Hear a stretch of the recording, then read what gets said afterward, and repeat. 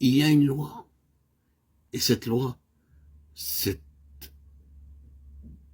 définition que Paul donne à cette loi, est la loi de l'esprit de vie en Jésus-Christ. Romains 8:2. Quelle est donc cette nature, la nature de cette vie divine, de cette loi? La loi de la vie signifie que c'est la spiritualité qui est la norme première et finale de Dieu. C'est par cette loi, et non par une autre norme, que Dieu juge une chose. Il juge entièrement par la spiritualité. C'est une chose très profonde. Vous pouvez avoir tout le cadre de la vérité et cependant être encore dans l'absence totale de spiritualité.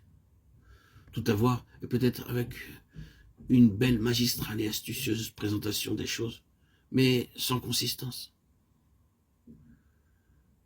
J'ai entendu une présentation parfaite et magistrale de la lettre aux Éphésiens, mais si vous êtes spirituel, cela vous laisse froid et sans vie. Et pourquoi donc? Parce que nous pouvons charnellement présenter les choses divines par la seule habilité de notre propre cerveau et des ressources de notre âme. Nous pouvons décrire les choses divines et en être la source. Par la force du cerveau, la force de la volonté et la force des émotions, cela peut sembler être, durant un certain temps, un merveilleux exposé de l'écriture. Mais après tout, qu'est-ce qu'il a produit? Cela peut être simplement charnel. N'est-ce pas John Bunyan qui a dit que le plus grand danger qu'il ait connu, c'était que les choses divines soient maniées charnellement? La spiritualité est la norme de Dieu. Cela peut paraître moins ingénieux, mais cela ira beaucoup plus loin. Notre mesure devant Dieu, c'est uniquement la mesure de notre spiritualité, de notre vie spirituelle. Ce qui nous caractérise est déterminé par notre vie spirituelle et par rien d'autre. Et qu'est-ce que la spiritualité? Bien, Dieu est esprit, c'est donc seulement ce que le Seigneur est, et c'est tout. C'est la mesure dans laquelle le Seigneur peut être rencontré en nous, la mesure dans laquelle il est manifeste que le Seigneur a sa haute main sur nous, nous subjuguant, se situant au-dessus de nous, prenant notre place. Oh, c'est éprouvant, nous échouons tous là, nous échouons souvent, et nous échouons souvent terriblement. Je ne dis pas que nous ne devrions jamais échouer, ce serait trop vous décourager.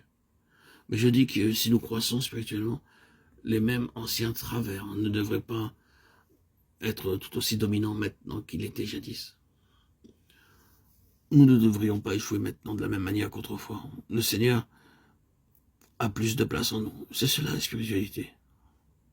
Ne pensez pas à la spiritualité comme à une certaine chose abstraite, volant quelque part en haut dans les airs, à des mots et toutes sortes de discussions évoquant des choses élevées, supérieures et vertueuses, qui ne sont après tout que mentales.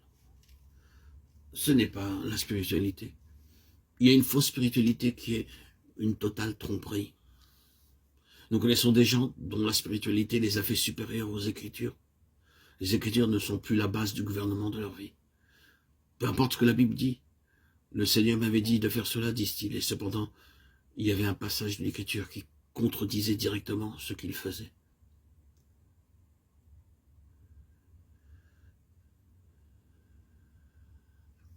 Vous pouvez dire que c'est extrême, mais c'est seulement l'aboutissement d'une fausse spiritualité qui commence bien quelque part.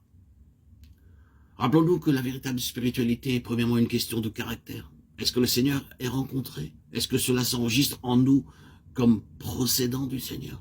Ah bien, la loi de la vie, c'est la spiritualité. C'est une vie spirituelle. Parce qu'elle est la vie de Dieu. La loi de l'esprit de vie en Jésus-Christ. Romains 8:2.